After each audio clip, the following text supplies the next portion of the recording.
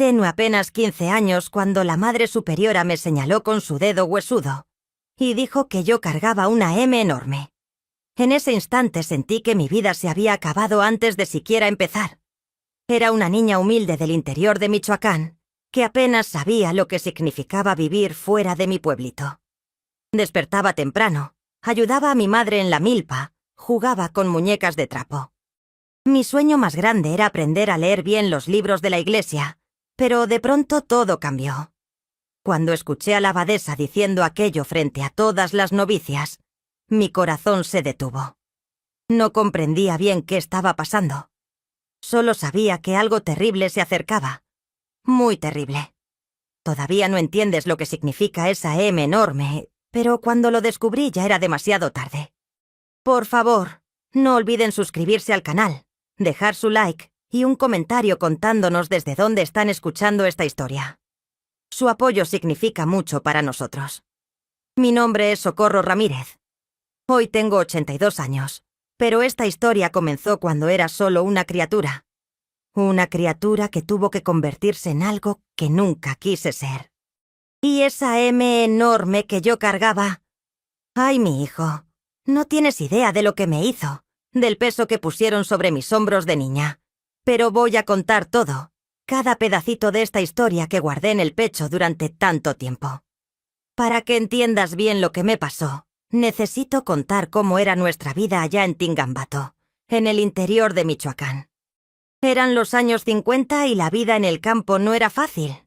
No, mijo. Despertábamos con el canto del gallo cuando el sol todavía estaba perezoso en el horizonte. Mi madre, doña Refugio, ya se levantaba rezando bajito, pidiendo a Dios que nos diera el pan de cada día. Era una mujer de fe profunda, de esas que no faltaban ni un solo domingo a misa. Nuestro jacal era pequeñito.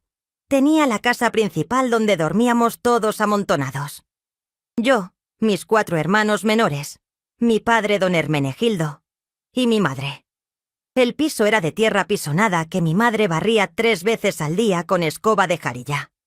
Decía que casa limpia era señal de familia decente, aunque fuéramos pobres. Mi padre trabajaba en la hacienda de don Filiberto, cortando caña desde que salía el sol hasta que se metía. Cuando regresaba a casa, llegaba con las manos llenas de cortadas, la espalda dolorida, los pies hinchados. Lo veía suspirar hondo, como si cargara el mundo en las espaldas. Mi madre hacía tortillas para vender en el tianguis del pueblo. Sus manos estaban callosas de tanto amasar, pero nunca se quejaba. Se levantaba a las 4 de la mañana a prender el comal, a moler el nixtamal en el metate que había heredado de su abuela. El olor de las tortillas recién hechas llenaba toda la casa. Ese olorcito a maíz tostado que todavía hoy me hace acordar de mi infancia. El calor allá en Tingambato era de verdad pesado, mijo. Al mediodía, el sol rajaba la cabeza de uno. Recuerdo que cuando salía al solar descalza, tenía que correr como loca para no quemarme los pies. El polvo se levantaba con cada paso y se metía en la nariz, en la boca, en los ojos. Los perros del rancho se quedaban tirados a la sombra con la lengua de fuera, sin fuerzas, ni para ladrar. Nuestra agua venía del pozo comunitario que quedaba como a media legua de la casa. Todos los días, mi madre y yo íbamos a traer agua en cántaros de barro que cargábamos en la cabeza. Cuando la sequía apretaba, el agua del pozo bajaba tanto que había que hacer cola desde tempranito para alcanzar a llenar los cántaros. Mi madre le echaba unas gotitas de limón al agua para que no supiera tanto a tierra. Yo era una niña que solo quería jugar, ¿sabes? Hacía muñecas de olote de maíz, les ponía vestiditos hechos de retazos viejos. Mi juguete preferido era una muñeca de trapo que mi madre había hecho de las faldas que ya no le servían. Tenía cabello de estambre negro y 2 ojitos de botón café. Le decía Refugio, igualito al nombre de mi madre. Corría por el solar. Me subía al tejocote que estaba al fondo. Cuando el tejocote estaba maduro, me quedaba todo el día ahí arriba comiendo hasta que me doliera la panza. Mi madre gritaba de lejos: «¡Socorro! Bájate de ahí antes de que te caigas y te rompas el cuello». Pero yo no le hacía caso. Era mi lugar favorito en todo el mundo. Ahí arriba entre las ramas, mirando las nubes pasar, imaginando que era un pájaro que podía volar lejos, muy lejos. Soñaba con cosas pequeñas, de niña, pues. Quería tener un vestido que no fuera heredado de nadie. Quería unos zapatos nuevos que no me quedaran grandes. Quería ir a la escuela como los niños del pueblo. Mi sueño más grande era aprender a leer bien. No solo las letras sueltas que mi madre me había enseñado, sino leer de verdad, esos libros gordos que tenía el padre Crisóforo en la iglesia. Las mañanas empezaban pesado desde temprano. Mi madre me despertaba antes de que saliera el sol. «Levántate, niña, que el día no espera a nadie». Iba a ayudarla a moler el nixtamal, a hacer las tortillas para vender. Mis manos pequeñas apenas podían palmear la masa, pero me esforzaba tanto. Después tenía que barrer el piso, darles de comer a las gallinas, traer leña del monte para el fogón. Mi padre era hombre de pocas palabras. Pasaba el día en la hacienda. Regresaba al final de la tarde con el machete al hombro y el sombrero empapado de sudor. Llegaba tan cansado que apenas podía comer. Se sentaba en su silla de tule que él mismo había hecho y se quedaba mirando a la nada, fumando sus cigarros de hoja que le duraban hasta la noche. Me gustaba sentarme en el suelo junto a su silla y quedarme escuchando los ruidos de la noche. Grillos cantando, viento meciendo las hojas del tejocote, perros ladrando a lo lejos. A veces me pasaba la mano por el cabello y decía: «Vas a ser una mujer de bien, Socorro». Yo sonreía sin saber qué quería decir eso de mujer de bien. Mi madre siempre decía que tenía que aprender a ser mujer decente. Me enseñó a coser, a cocinar frijoles sin quemarlos, a lavar ropa en el río sin romperla. Mujer que no sabe hacer de todo no consigue marido, decía. Yo obedecía, pero en el fondo solo quería seguir siendo niña, seguir jugando con mis muñecas, seguir subiendo al tejocote. El domingo era el día que más me gustaba. Íbamos a misa al pueblo, yo con mi vestido lavado y mi cabello peinado con aceite de ricino que me dejaba brilloso. Mi madre me hacía 2 trenzas apretadas que me jalaban tanto que me dolía la cabeza, pero ella decía que era necesario para verse presentable ante Dios. Veía a otras niñas de mi edad, algunas hasta iban a la escuela del pueblo. Yo me quedaba con envidia. Quería tanto aprender a leer bien, pero mi padre siempre decía: «¿Para qué necesita estudio una niña? Se va a casar de todos modos». Mi madre lo apoyaba. «Socorro va a ser esposa y madre, eso es lo que Dios manda». Después de misa, nos quedábamos en el atrio de la iglesia conversando con los vecinos. Yo corría con los otros niños. Comprábamos dulces de tamarindo con los centavitos que a veces nos daban. Era el día más feliz de la semana, pero hasta en los momentos buenos sentía que había algo pesado en el aire. Veía a mis padres conversando bajito con el padre Crisóforo, preocupados. Escuchaba palabras que no entendía bien. Vocación, llamado de Dios, convento. Mi padre suspiraba mucho. Mi madre se secaba los ojos con el rebozo. A veces la señora del convento, la madre superiora, venía a visitarnos. Era una mujer alta, muy alta, con un hábito negro que arrastraba por el suelo.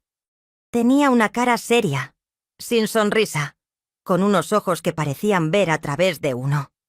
Ella conversaba con mis padres en voz baja. Yo no entendía nada de esas cosas de gente grande. Era solo una niña de 15 años que quería jugar, comer tejocotes y soñar con aprender a leer. Pensaba que iba a seguir siendo niña por mucho tiempo más. La vecina más cercana era Guadalupe, que tenía mi edad. Era mi compañera de juegos, la persona que más entendía mis sueños pequeños. Pasábamos tardes enteras debajo del tejocote haciendo planes. «Cuando crezca voy a tener muchos hijos», decía yo. «Y yo voy a aprender a bordar tan bonito como las monjas», respondía ella. Pero un día escuché algo que cambió todo, algo que nunca voy a olvidar hasta el día que me muera. Fue en una tarde de jueves, tarde que nunca se me va a borrar de la memoria. Estaba jugando detrás de la casa, cuando escuché voces en la sala. Era mi padre conversando con mi madre, pero el tono era diferente. Más serio, más pesado.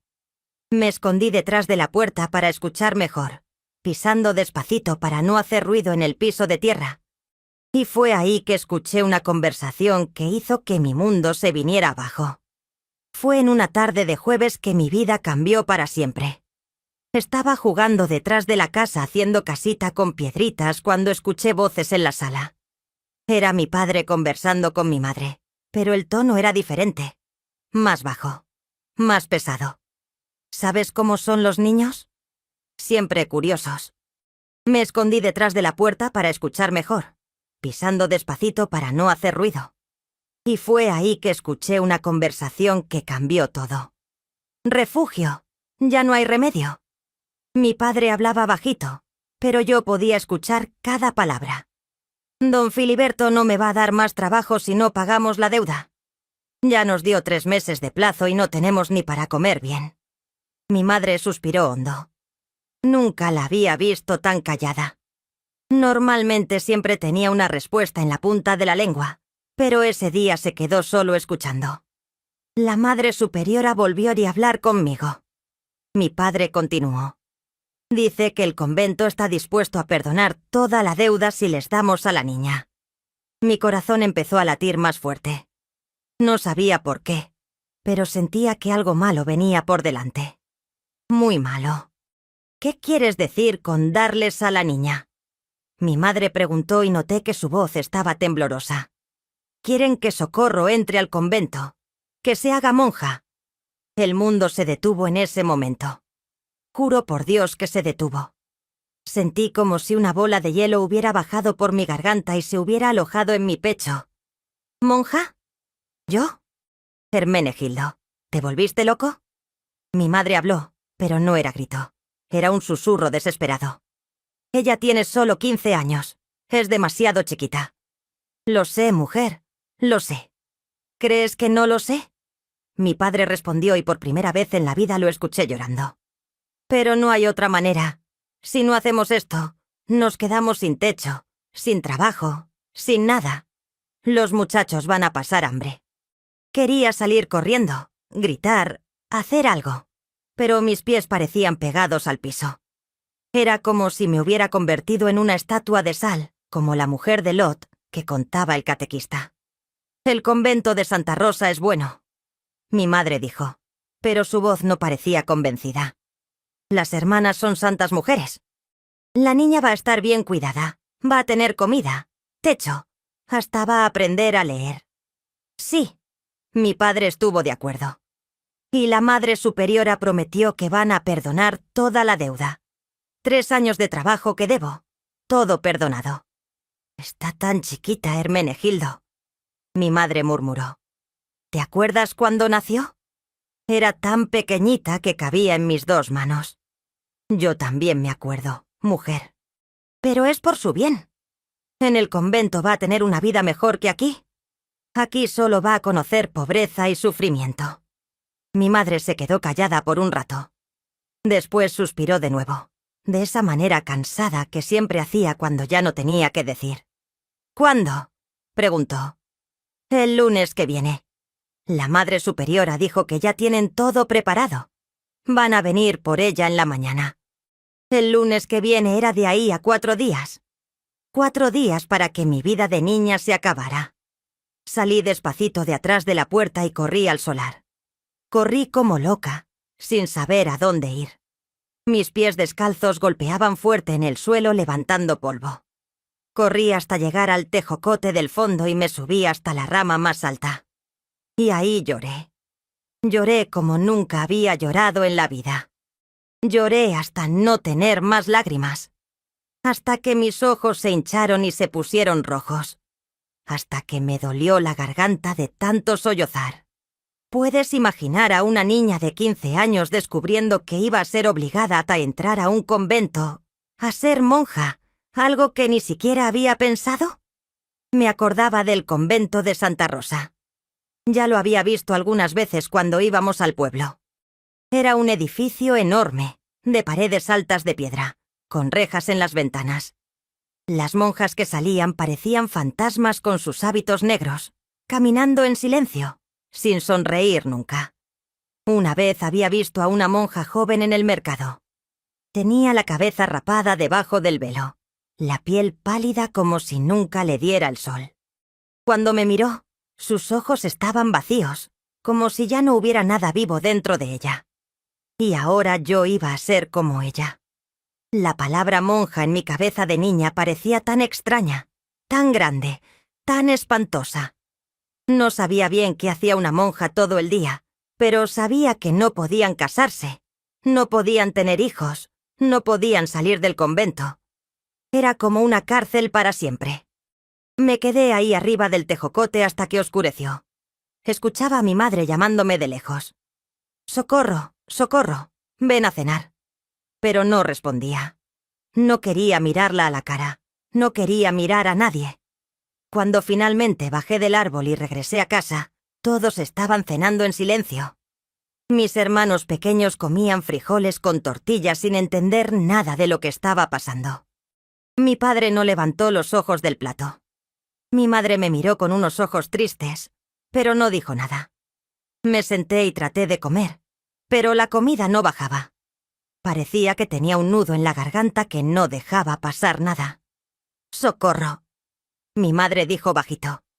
«Necesito hablar contigo después de la cena». Solo moví la cabeza. Ya sabía de qué iba a hablar.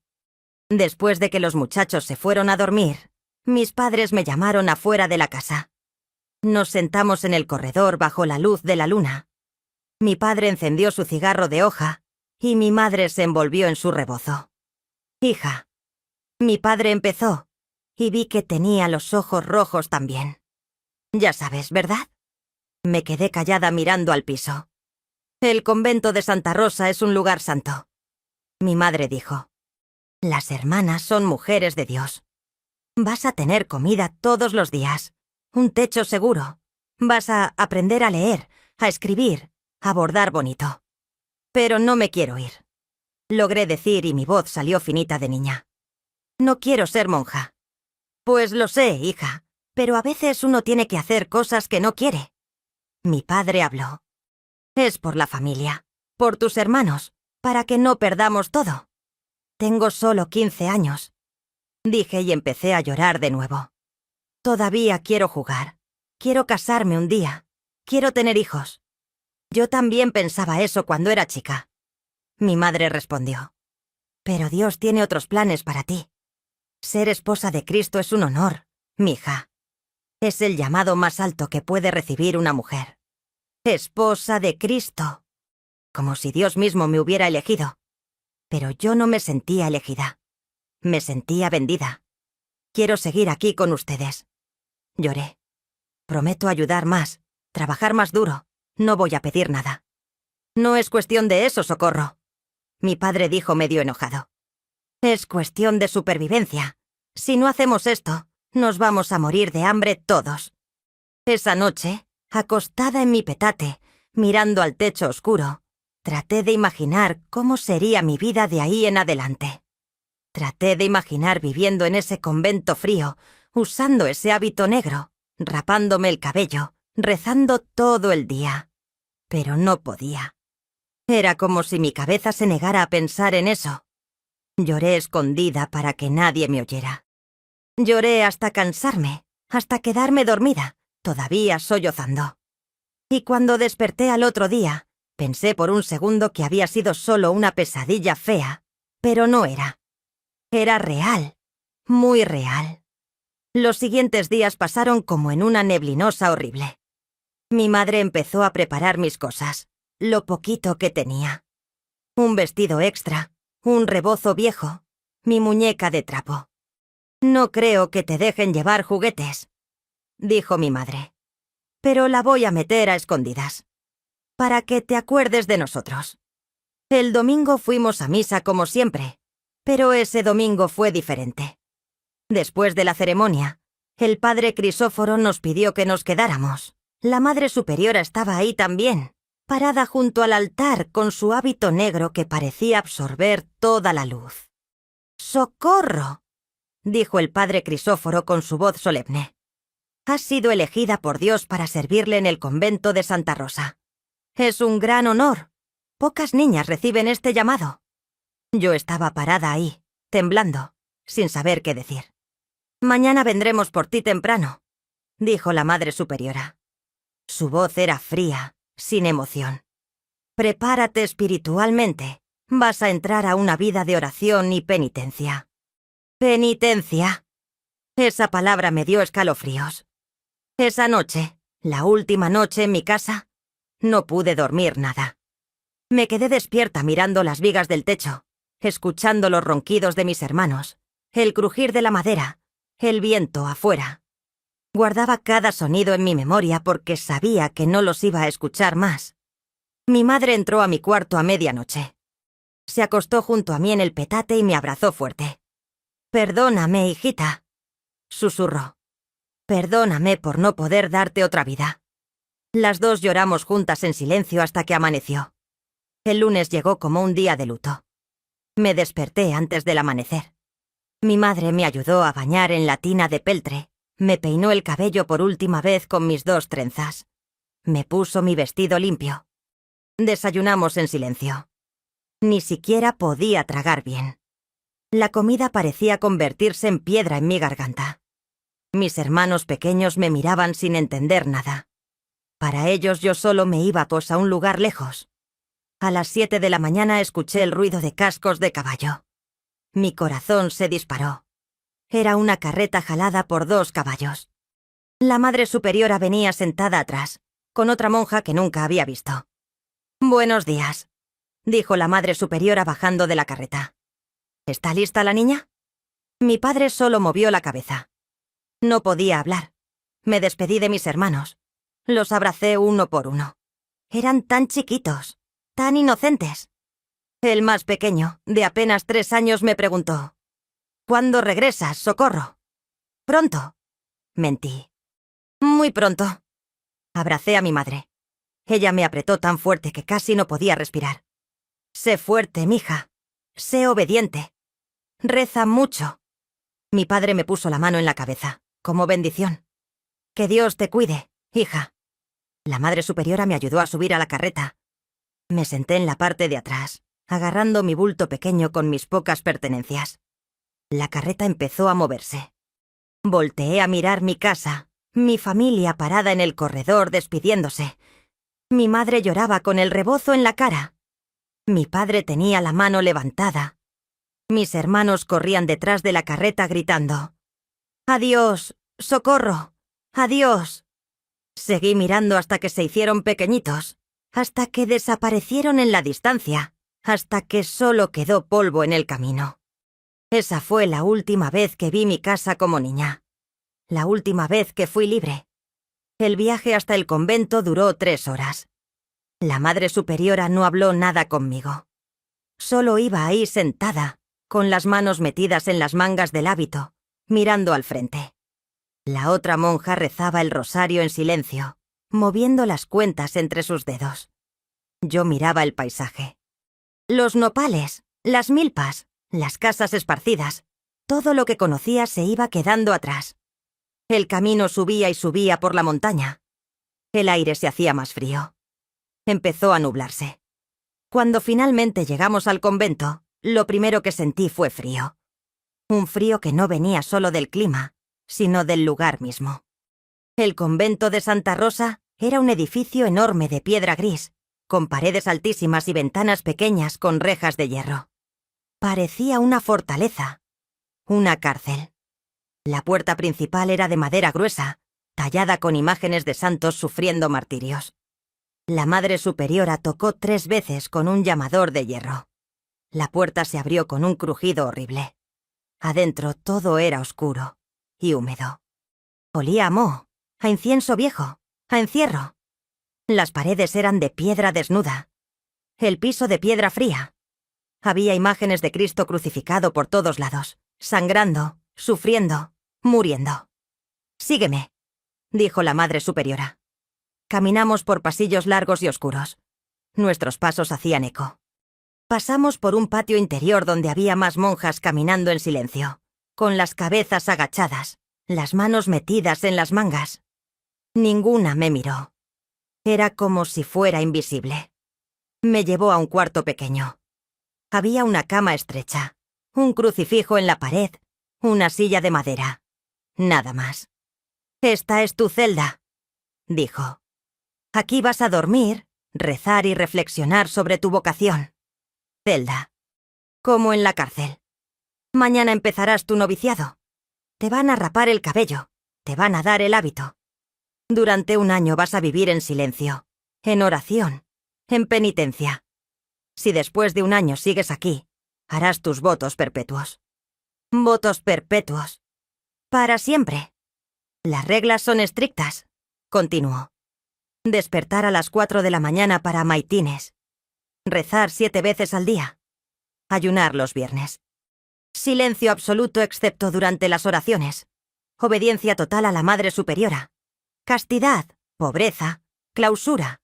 Cualquier desobediencia será castigada severamente». Me miró con esos ojos fríos. «¿Entendiste?» «Sí, madre», logré decir. «Descansa. Mañana empieza tu nueva vida». Salió y cerró la puerta. Escuché la llave girar en la cerradura. Estaba encerrada. Me quedé parada en medio de ese cuarto frío, abrazando mi bulto. Miré alrededor.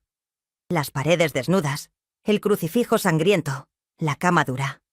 Era como una tumba. Me senté en la orilla de la cama y lloré. Lloré por todo lo que había perdido. Lloré por mi familia, por mi casa, por mi tejocote, por mis juegos, por mi infancia que había terminado.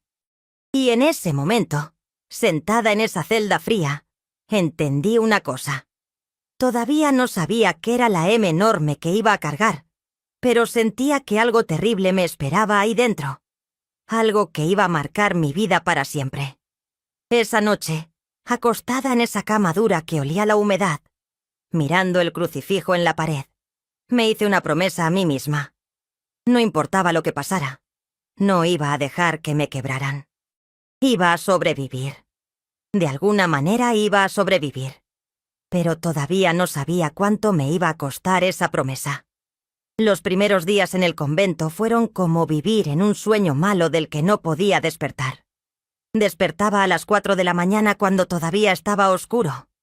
Una monja tocaba una campanita en el pasillo y todas teníamos que levantarnos inmediatamente. Nada de quedarse en la cama aunque hiciera frío, aunque todavía tuvieras sueño. Era pecado de pereza. Nos formábamos en fila para ir a la capilla para maitines, el primer rezo del día. El convento estaba helado a esas horas. Nuestros pasos hacían eco en los pasillos de piedra. Todo era en silencio absoluto. Si alguien tosía o hacía ruido, la Madre Superiora la miraba con esos ojos que mataban. La capilla era oscura, solo iluminada por unas velas que hacían que las sombras bailaran en las paredes. Nos arrodillábamos en el piso de piedra sin cojines, sin nada. Rezábamos por 2 horas. 2 horas de rodillas en la piedra fría. Al principio me dolían tanto las rodillas que pensaba que me iba a desmayar, pero con el tiempo se me hicieron callos. Después de maitines venía laudes, después prima, después tercia. Rezábamos 7 veces al día, cada 3 horas. Entre los rezos teníamos tareas: lavar los pisos, limpiar la capilla, trabajar en la huerta, coser hábitos nuevos, cocinar en silencio. Todo era en silencio. No podíamos hablar excepto durante las oraciones. Si necesitabas algo, tenías que hacer señas con las manos. Era como vivir entre fantasmas. Veía a las otras novicias, niñas como yo, pero no podía hablarles, no podía saber sus nombres, sus historias. Era una soledad espantosa. La comida era poca y mala. En el desayuno nos daban atole aguado con un pedazo de pan duro. En la comida un caldo de verduras sin sal y tortillas. En la cena, más atole. Los viernes ayunábamos, solo agua y pan. Mi estómago gruñía todo el tiempo. Bajé tanto de peso que mis huesos empezaron a notarse. El tercer día me cortaron el cabello. Fue una de las cosas más dolorosas de mi vida. Me sentaron en una silla en medio del patio. La Madre Superiora agarró unas tijeras grandes y empezó a cortar. Sentía cómo mis trenzas caían al suelo, mechón por mechón. Mi cabello largo y negro que mi madre había peinado con tanto cariño toda mi vida, ahí tirado en el piso como basura. Cuando terminó, me pasó la mano por la cabeza rapada. «Ya no eres Socorro la niña», dijo. «Ahora eres Sor Socorro, novicia de Santa Rosa. Tu cabello era vanidad. Ahora eres humilde ante Dios». Me dieron el hábito. Era de lana gruesa que picaba horrible. Pesaba tanto que me dolían los hombros. El velo negro me cubría toda la cabeza. Me vi en un espejo viejo que había en el corredor y no me reconocí. Era otra persona. Una extraña. Las reglas eran brutales. Teníamos que dormir en camas duras sin colchón. Solo tablas de madera con una cobija delgada. En el invierno hacía tanto frío que temblaba toda la noche. Teníamos que bañarnos con agua helada una vez por semana. El baño era un cuarto oscuro con una tina de piedra. El agua venía directo del pozo, tan fría que dolía. No podíamos tener posesiones personales. Todo lo que teníamos era del convento. Mi muñeca de trapo que mi madre había metido en mi bulto me la quitaron el primer día. «Juguetes son cosas del mundo», dijo la Madre Superiora. «Aquí no hay lugar para eso». Nunca la volví a ver. Las monjas mayores nos vigilaban todo el tiempo. Si te veían hablando, castigo. Si te veían riéndote, castigo. Si te veían llorando, castigo. Todo era pecado. Todo era motivo de penitencia. Los castigos eran terribles. Te hacían arrodillarte en el piso de piedra con los brazos extendidos en cruz durante horas. O te mandaban al cuarto de penitencia, un lugar oscuro sin ventanas donde te encerraban sola por días con solo pan y agua. O te daban latigazos en la espalda con un cordel mojado. Yo traté de ser obediente. De verdad traté. Despertaba a tiempo, rezaba con devoción, trabajaba duro, no hablaba, no me quejaba. Pero por dentro me estaba muriendo. Me estaba secando como una flor sin agua. Extrañaba tanto mi casa. Extrañaba a mi madre, a mis hermanos, mi tejocote, el sol caliente, correr descalza, jugar. Extrañaba hasta las cosas malas, como el hambre que a veces pasábamos, porque por lo menos estaba con mi familia. Por las noches acostada en esa cama dura, lloraba bajito para que nadie me oyera. Pensaba en escapar. Planeaba cómo podía saltar las paredes, cómo podía esconderme hasta que se abriera la puerta principal. Pero las paredes eran altísimas. La puerta siempre estaba cerrada con llave. Y aunque lograra salir, ¿a dónde iba a ir? No tenía dinero, no conocía el camino de regreso, y mis padres me habían entregado al convento. No me querían de vuelta. Estaba atrapada. Completamente atrapada. Había otras novicias conmigo. Éramos como 10 niñas entre 14 y 18 años. Todas con sus propias historias tristes. Todas obligadas a estar ahí por diferentes razones. Durante el poco tiempo que podíamos mirarnos a los ojos, veía el mismo dolor que yo sentía. Pero no podíamos consolarnos unas a otras. El silencio no nos dejaba. Una de las novicias se llamaba Esperanza. Era una niña flaquita de Pátzcuaro. Un día la vi llorando a escondidas en la huerta. Quise acercarme, decirle algo, pero una monja mayor nos vio. Nos castigó a las dos. 3 horas de rodillas con los brazos en cruz. Las piernas me temblaban tanto que pensé que me iba a caer. Esperanza sí se cayó. La monja la levantó jalándola del brazo y la mandó al cuarto de penitencia por 2 días. Pasaron las semanas. 1 mes. 2 meses. 3 meses. Mi vida se volvió una rutina monótona de rezos, trabajo, silencio, castigos. Cada día era igual al anterior. No había alegría, no había risa, no había nada que valiera la pena vivir. Empecé a entender por qué las monjas mayores tenían esos ojos vacíos. Era porque ya no había nada vivo dentro de ellas. El convento les había sacado todo. Las había convertido en cáscaras vacías que solo respiraban y rezaban. Y yo me estaba convirtiendo en lo mismo. Pero todo empeoró. Mucho peor, el día que pasó algo que cambió mi vida por completo. Fue un día de octubre, 6 meses después de que había entrado al convento. Fue el día que cometí el pecado que no cometí. El día que la M enorme cayó sobre mis hombros. Ese día estaba trabajando en la huerta. Era mi tarea limpiar las verduras y llevarlas a la cocina.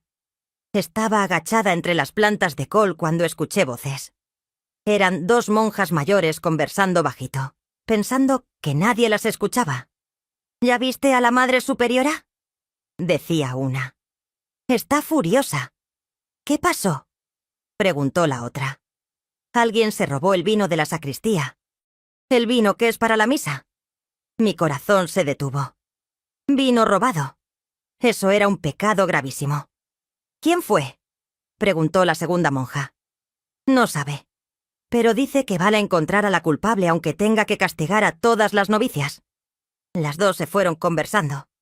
Yo me quedé ahí, temblando. No había sido yo. Yo ni siquiera sabía dónde guardaban el vino, pero sabía que eso no importaba. La Madre Superiora necesitaba una culpable, y una de nosotras iba a pagar. Esa tarde, después de vísperas, la Madre Superiora nos reunió a todas las novicias en el refectorio. Estaba parada frente a nosotras con una cara de coraje que daba miedo. «Una de ustedes», dijo con voz dura, «cometió un pecado gravísimo. Robó el vino sagrado de la sacristía, el vino de la misa, el vino que representa la sangre de Cristo». Todas nos miramos unas a otras asustadas. La culpable debe confesarse ahora mismo. Si no lo hace, todas van a ser castigadas. Silencio. Nadie dijo nada. Muy bien, dijo la Madre Superiora. Entonces todas van a pagar. Nos hizo arrodillarnos en el piso de piedra. Nos quedamos ahí por 3 horas mientras ella caminaba entre nosotras, hablando de pecado, de castigo divino, del infierno que nos esperaba. Mis rodillas dolían horrible. Algunas niñas estaban llorando bajito, pero nadie confesó porque nadie había sido. Esa noche nos mandaron a dormir sin cenar. Al día siguiente nos despertaron a las 3 de la mañana en lugar de las 4. Y el castigo siguió. Menos comida. Más trabajo. Más horas de rodillas. Pasó una semana así. Todas estábamos al borde del colapso. Y entonces pasó algo terrible. La Madre Superiora me llamó a su oficina. Era un cuarto grande con una ventana que daba al patio. Tenía un escritorio de madera oscura lleno de papeles y libros. En la pared había un crucifijo enorme y un cuadro de la Virgen María llorando. «Sor Socorro», dijo sin mirarme. «Siéntate». Me senté en una silla de madera frente a su escritorio. Mi corazón latía tan fuerte que pensé que se me iba a salir del pecho. «He estado investigando el robo del vino», dijo. «Y he llegado a una conclusión». Me miró directamente a los ojos. «Fuiste tú». El mundo se detuvo. «¿Qué?», logré decir. «Tú robaste el vino. No lo niegues». «Lo sé». «No, madre, yo no fui». «Yo juro que no fui». «Mentirosa», gritó golpeando el escritorio. «Una de las hermanas te vio entrando a la sacristía esa noche». «No, madre, yo no». «Silencio. No solo robaste, ahora también mientes. Cargas no solo el pecado del robo, sino el pecado de la mentira». Lágrimas empezaron a correr por mi cara. «Por favor, madre, créame. Yo no fui. Yo nunca haría eso». Se levantó y caminó hacia mí. Me agarró la barbilla fuerte, obligándome a mirarla. «Cargas una M enorme», dijo despacio. «Una mentira enorme. Y esa mentira va a perseguirte todos los días que estés aquí». La M enorme. Ahí estaba. Una mentira que yo no había dicho, un pecado que yo no había cometido. «Vas a ser castigada», continuó. «Y el castigo va a durar hasta que confieses la verdad». Pero yo ya dije la verdad. No fui yo. Entonces prepárate para sufrir. Me mandó al cuarto de penitencia. Era un lugar horrible, un cuarto pequeño sin ventanas, sin luz. Las paredes eran de piedra húmeda. En el piso había paja vieja que olía a moho. Me encerraron ahí sola. Me quedé en la oscuridad total. No sabía si era de día o de noche. No había ningún sonido, solo el silencio y la oscuridad aplastante. Me daban de comer una vez al día, solo pan duro y agua. Tenía que hacer mis necesidades en una cubeta en la esquina. Estuve ahí por una semana. Una semana en la oscuridad, sola, con mis pensamientos. Me volví loca ahí adentro. Empecé a ver cosas que no existían, a escuchar voces. Lloraba tanto que se me acabaron las lágrimas. Y lo peor de todo era saber que era inocente, que estaba siendo castigada por algo que no hice, que cargaba una M enorme, una mentira que no era mía. Cuando finalmente me sacaron, estaba tan débil que apenas podía caminar. Me habían crecido llagas en la piel por estar acostada en la paja húmeda. Olía horrible. Tenía el cabello lleno de piojos. Pero el castigo no terminó ahí. La Madre Superiora decidió que mi penitencia duraría años. Años de castigos constantes. Y así comenzó una vida de infierno que duró 10 años completos. 10 años de mi vida cargando una M enorme que no era mía. Los 10 años que siguieron fueron los más oscuros de mi vida. Cada día era una batalla para sobrevivir, para no volverme loca, para no dejar que me quebraran completamente. La Madre Superiora se encargó personalmente de mi castigo. Me asignó las tareas más pesadas, las más humillantes. Tenía que limpiar los baños de todas las monjas con las manos, sin trapo, sin escoba. Tenía que vaciar las cubetas de las necesidades cada mañana. Tenía que lavar el piso de la capilla con mis rodillas, arrastrándome como animal. Me quitaron mi celda y me mandaron a dormir en un cuartito que era más chico que un armario, sin ventana, sin cama. Solo paja en el suelo y una cobija delgada. En el invierno me helaba tanto que me despertaba temblando, con los dedos morados de frío. La comida que me daban era las sobras de todas. Lo que las demás dejaban, eso era lo mío. A veces era solo caldo aguado con pedazos de pan mojado. A veces solo tortilla dura como piedra. Bajé tanto de peso que parecía un esqueleto caminando. Pero lo peor no era el trabajo ni el hambre. Lo peor era el trato de las otras monjas. Todas me miraban con asco, con desprecio. Para ellas yo era la ladrona, la mentirosa, la pecadora. Cuando pasaba por el corredor, se apartaban como si tuviera una enfermedad contagiosa. Si me veían en la capilla, movían la cabeza con desaprobación. Las novicias que habían entrado conmigo recibieron permiso para hablarme solo para recordarme mi pecado. Ladrona. Susurraban cuando nadie las veía. Mentirosa. Dios te está castigando. Esperanza, la niña flaquita de Pátzcuaro que había visto llorando en la huerta, fue la única que me miró con lástima. Un día, cuando estaba limpiando el piso del refectorio, se acercó bajito y me dijo: «Yo sé que no fuiste tú». Pero antes de que pudiera responderle, una monja mayor la vio y la regañó. Nunca más volvió Aftau a hablarme. Los domingos eran especialmente terribles. Después de misa, la Madre Superiora hacía que todas las monjas se reunieran en el refectorio. Me hacía pararme al frente y confesaba mis pecados en voz alta. «Hermanas», decía, «aquí tienen a Sor Socorro, que robó el vino sagrado, que mintió ante Dios, que carga una M enorme que no quiere soltar. Recen por su alma perdida». Y todas rezaban por mí como si ya estuviera muerta. Pasaron los meses. 1 año. 2 años. 3 años. Mi vida se volvió una rutina de castigos, humillaciones, soledad. Dejé de contar los días. Dejé de esperar que alguien me creyera. Dejé de esperar que el castigo terminara. Me volví como las otras monjas viejas. Ojos vacíos, alma muerta. Caminaba por los pasillos como fantasma. Hacía mi trabajo en silencio.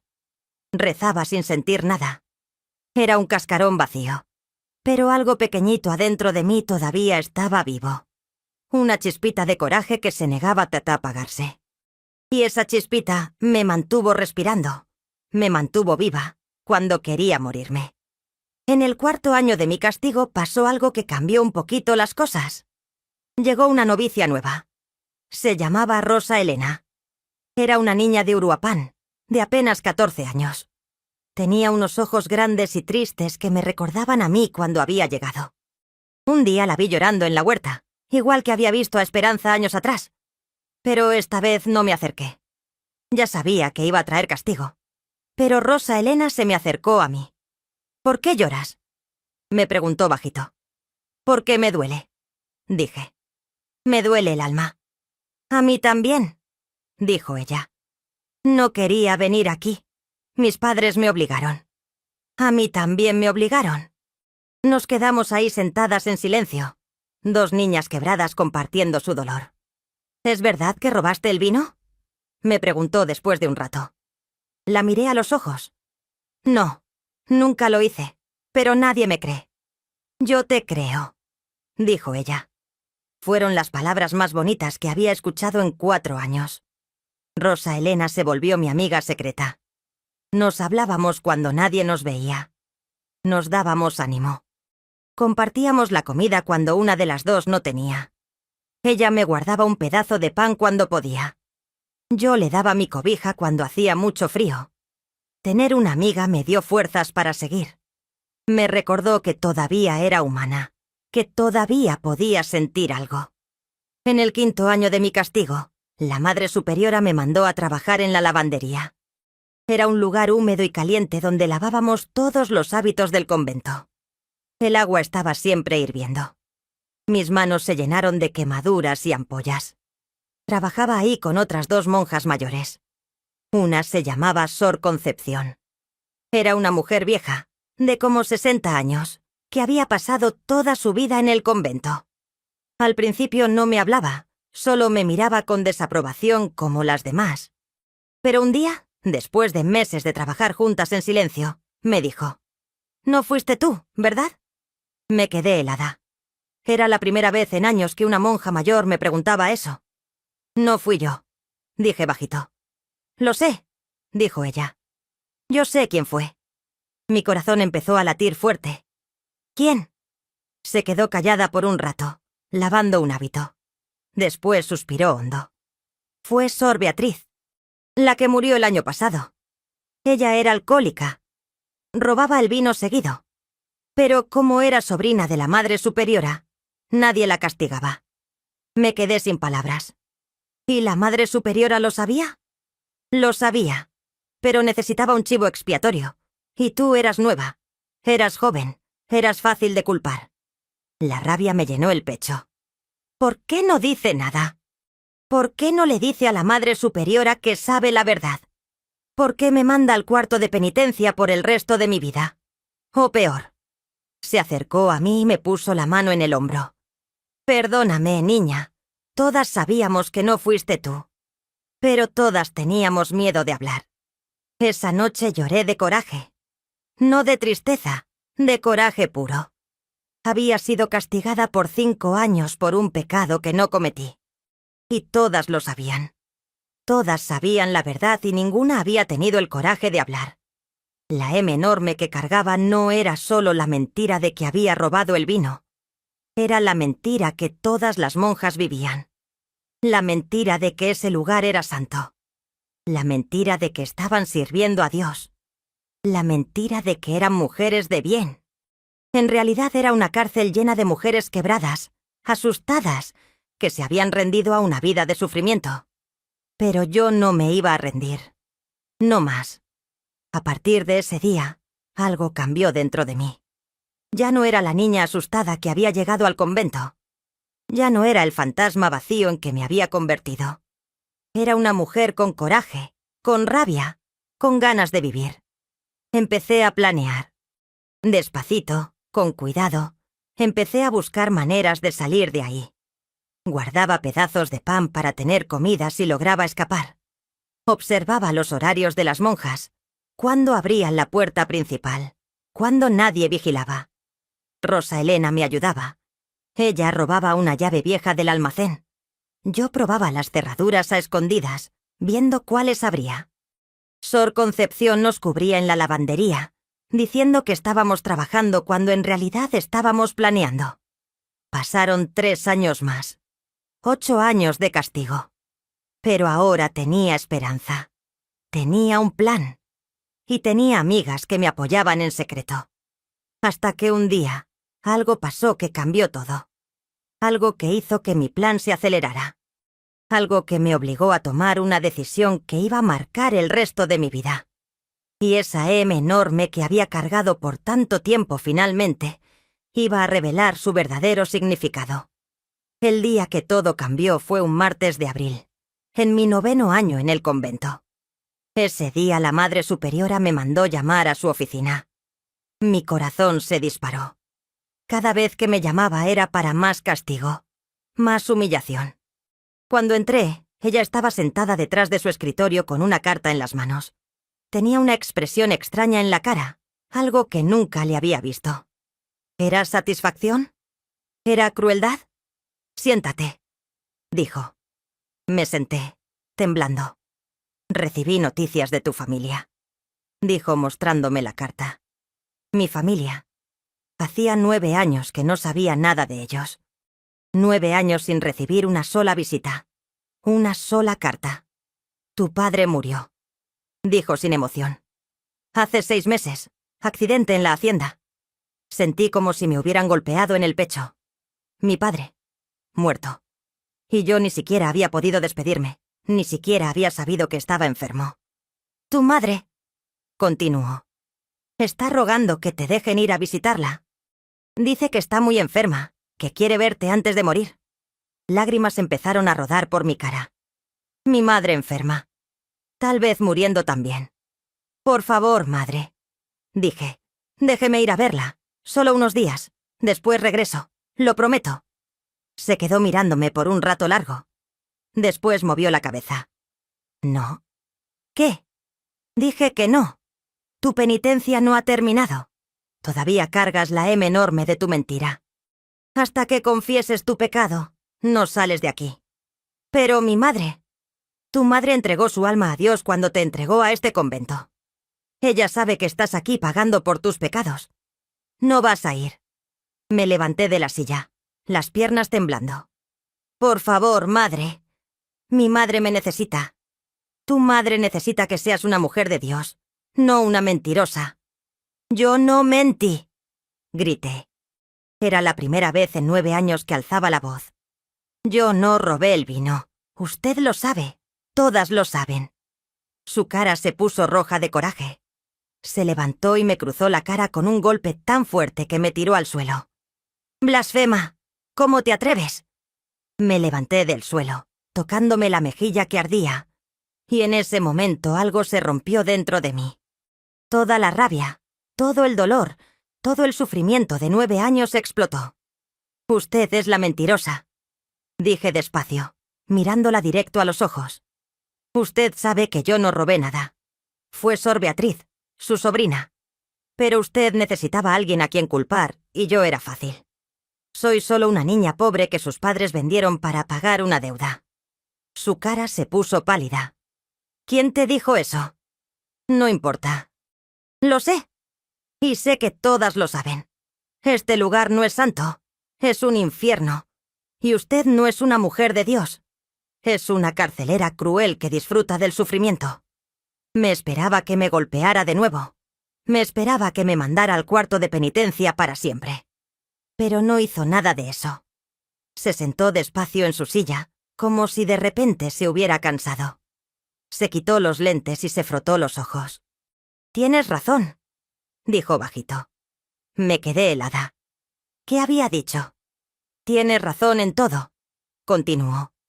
Sí sabía que fuiste tú. Fue mi sobrina Beatriz. Ella tomaba vino a escondidas desde hacía años, pero cuando murió el tío obispo, ya no tuve cómo protegerla. Necesitaba que alguien pagara por sus pecados. No podía creer lo que estaba escuchando. Después de 9 años, finalmente estaba confesando la verdad. ¿Y la M enorme? Pregunté. ¿Qué es esa M enorme que dijo que cargó? Se quedó callada por un rato. Después suspiró hondo. La M enorme no es mentira, dijo. Es martirio. El martirio que te puse. El martirio que todas ustedes cargan en este lugar. Martirio. Sufrimiento. Dolor. Eso era la M enorme. Todas las que están aquí, continuó, cargan una M enorme. Martirio de haber sido obligadas a venir. Martirio de vivir una vida que no eligieron. Martirio de servir a un Dios que tal vez ni siquiera las escucha. Lágrimas empezaron a correr por su cara. Era la primera vez que la veía llorar. Yo también cargo una M enorme, dijo. Me obligaron a entrar aquí cuando tenía 16 años. Nunca quise ser monja. Quería casarme, tener hijos, vivir. Pero mi padre me vendió al convento para pagar sus deudas. Igual que a ti. La miré y por primera vez vi no a la Madre Superiora cruel y fría, sino a una mujer quebrada, destruida por una vida de sufrimiento. He sido cruel contigo, dijo, porque en ti veía a la niña que yo fui. Y me daba tanta rabia verte llorar, verte sufrir, porque me recordaba mi propio dolor. Pensé que si te quebraba, si te hacía sufrir lo que yo sufrí, de alguna manera mi propio dolor sería menos. Se levantó y caminó hacia la ventana. Miró al patio donde otras monjas caminaban en silencio. Pero no funcionó. Continuó. Solo te hice sufrir a ti. Y me hice sufrir más a mí. Nos quedamos ahí paradas en silencio. Dos mujeres que habían cargado una M enorme toda su vida. Puedes irte, dijo de repente. ¿Qué? Puedes irte, ir a ver a tu madre. Y si decides no regresar, no voy a buscarte. No voy a mandar a nadie por ti. Eres libre. No podía creer lo que estaba escuchando. ¿Por qué? ¿Por qué ahora? Porque ya no aguanto más, dijo. Ya no aguanto ser la carcelera. Ya no aguanto ver niñas sufriendo como yo sufrí. Ya no aguanto cargar esta M enorme. Se volteó a mirarme. Vete, Socorro. Vete antes de que me arrepienta. Vete y no regreses nunca. Vive la vida que yo nunca pude vivir. Esa noche, con la ayuda de Sor Concepción y Rosa Elena, empaqué mis pocas cosas. La llave que habíamos robado abrió la puerta del almacén. De ahí salimos al patio. Era de noche, la luna apenas se veía. ¿No vienes conmigo?, le pregunté a Rosa Elena. Movió la cabeza. Todavía no tengo el coraje. Pero algún día lo voy a tener. Gracias a ti. Nos abrazamos fuerte. Después me fui caminando hacia la puerta principal. Mi corazón latía tan fuerte que pensé que me iba a explotar. Cuando llegué a la puerta, estaba abierta. La Madre Superiora estaba parada ahí, esperándome. «Toma», dijo dándome un bulto. «Hay dinero, comida, ropa. Es lo mínimo que puedo hacer». «Gracias», dije. «No me agradezcas, solo vete. Y perdóname». Crucé la puerta. Salí a la calle, y por primera vez en 9 años, respiré aire libre. Corrí por las calles vacías. Corrí hasta que mis piernas dolieron. Corrí hasta que el convento desapareció a lo lejos. Corrí hasta que salió el sol. Y cuando finalmente paré, me senté en un piedra al lado del camino y lloré. Lloré de alivio, de alegría, de libertad. La M enorme que había cargado por 9 años finalmente se había caído de mis hombros. Ya no era martirio, era memoria. Memoria de lo que había sobrevivido. Memoria de lo que nunca iba a olvidar. Memoria que me iba a hacer más fuerte. Me levanté y seguí caminando. Tenía que llegar a Tingambato. Tenía que ver a mi madre. Y después iba a comenzar una vida nueva. Una vida que yo iba a elegir. El viaje a Tingambato me tomó 3 días. Caminé por caminos de tierra. Acepté rides de carretas que pasaban. Dormí debajo de árboles. El dinero que la Madre Superiora me había dado me alcanzó para comprar tortillas y agua en los pueblitos por donde pasaba. Cada paso que daba lejos del convento me hacía sentir más viva. El sol en mi cara, el viento en mi piel, los olores del campo. Todo me recordaba lo que había perdido, pero también lo que estaba recuperando. Cuando finalmente llegué a mi pueblo, casi no lo reconocí. Habían pasado 9 años. Muchas cosas habían cambiado. Habían construido casas nuevas. El camino principal estaba mejor. Había más gente. Pregunté por mi familia. Una señora mayor me dio direcciones.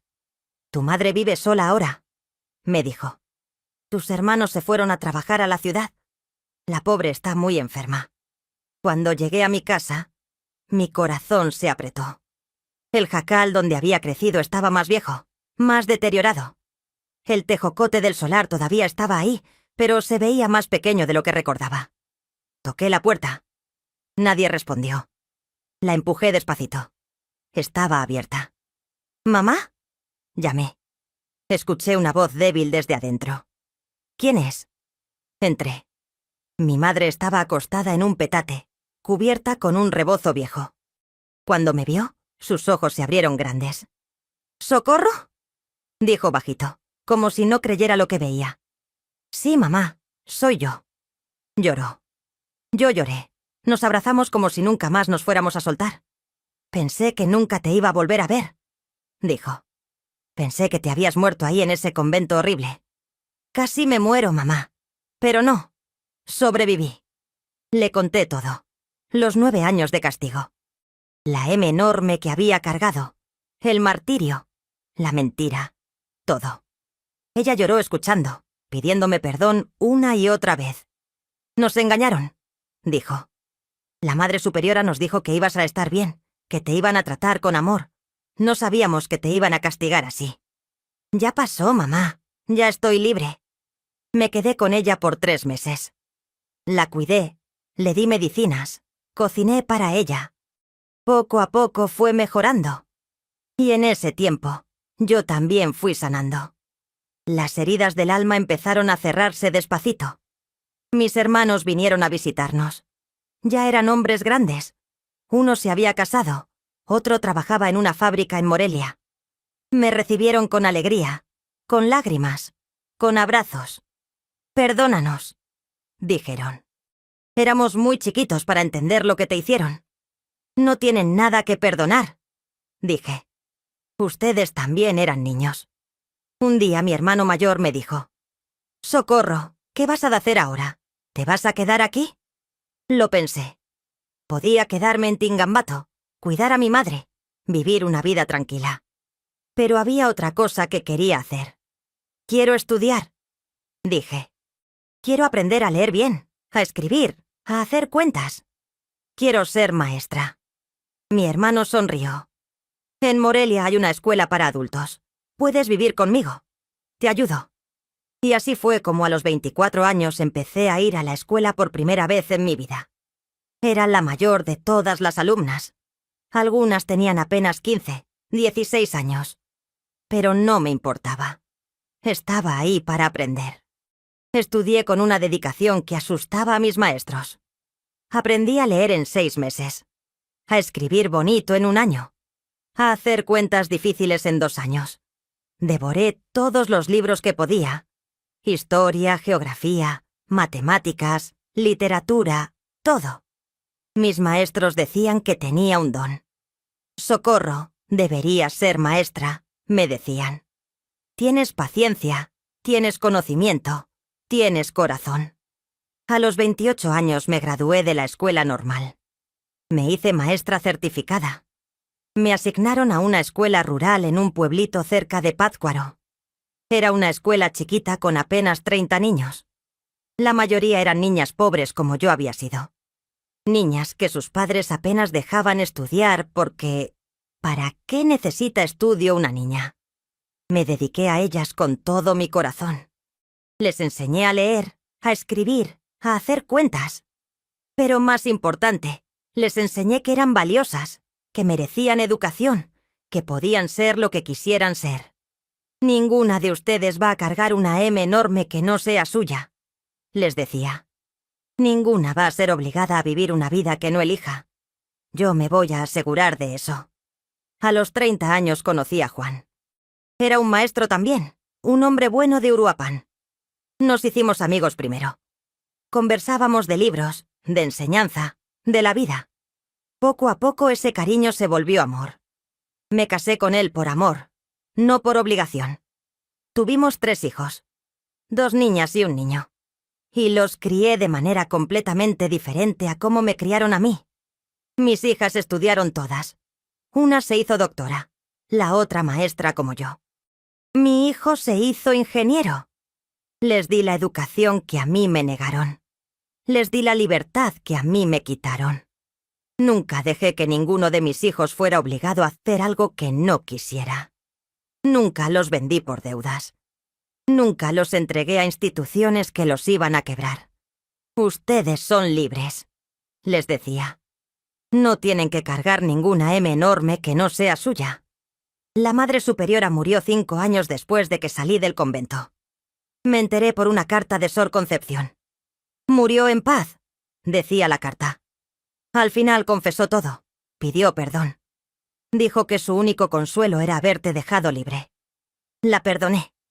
No porque lo que hizo estaba bien, sino porque entendí que ella también era víctima. También había sido obligada. También había sufrido. También había cargado una M enorme toda su vida. Rosa Elena salió del convento 2 años después que yo. Fue a visitarme. Estaba flaquita, pálida, pero viva. Tu coraje me dio coraje a mí, me dijo. Si tú pudiste, yo también pude. Se hizo costurera. Se casó con un hombre bueno. Tuvo 5 hijos. Y nos mantuvimos amigas hasta el día que murió, hace 3 años.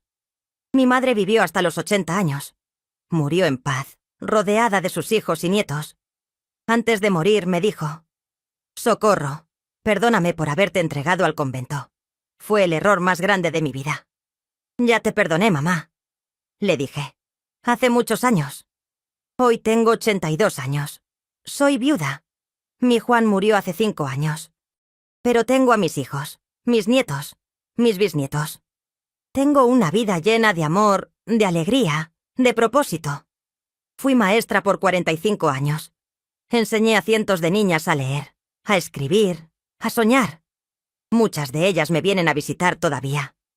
«Usted me cambió la vida, maestra Socorro», me dicen. Y yo sé que es verdad, porque yo les di lo que a mí me quitaron. Libertad, educación, esperanza. ¿Y saben por qué decidí contar esta historia hoy? Porque todavía hoy, en pleno siglo XXI, veo niñas cargando M enormes que no son suyas. Veo niñas siendo obligadas a vivir vidas que no eligieron. Veo mujeres cargando martirios por pecados que no cometieron. Veo niñas siendo entregadas a conventos, a matrimonios forzados, a situaciones que las quebran. Y quiero gritar: «¡Paren! ¡Paren de hacer eso!». La M enorme que yo cargué era martirio. Martirio de haber sido castigada por algo que no hice. Martirio de haber perdido 9 años de mi vida en un lugar horrible. Martirio de haber sido quebrada una y otra vez.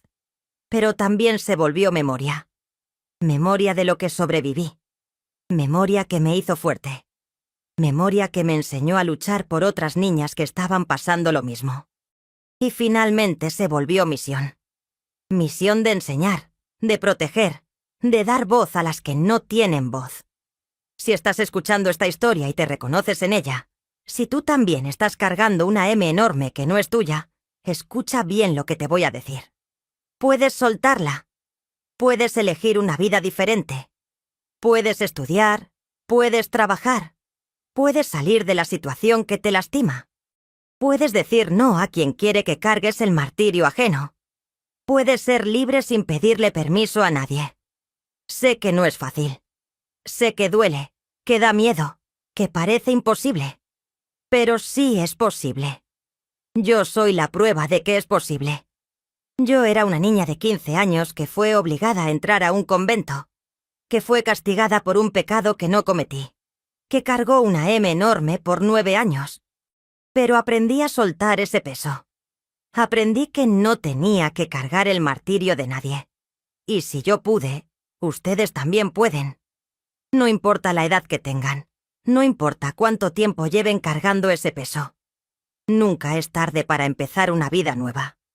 Nunca es tarde para soltar la M enorme y aprender a volar. Si estoy aquí contando esta historia, es para que ninguna niña tenga que cargar una M enorme como la que yo cargué. Y para que ninguna mujer olvide. Ustedes merecen ser libres. Todas ustedes. Siempre. Y así termina mi historia, mis queridos. La historia de una niña que descubrió que la M enorme no era física, sino el peso de cargar un martirio que no era suyo. Espero que les haya gustado conocer un pedacito de mi vida. Espero que esta historia haya tocado el corazón de ustedes, principalmente de las mujeres que me están escuchando.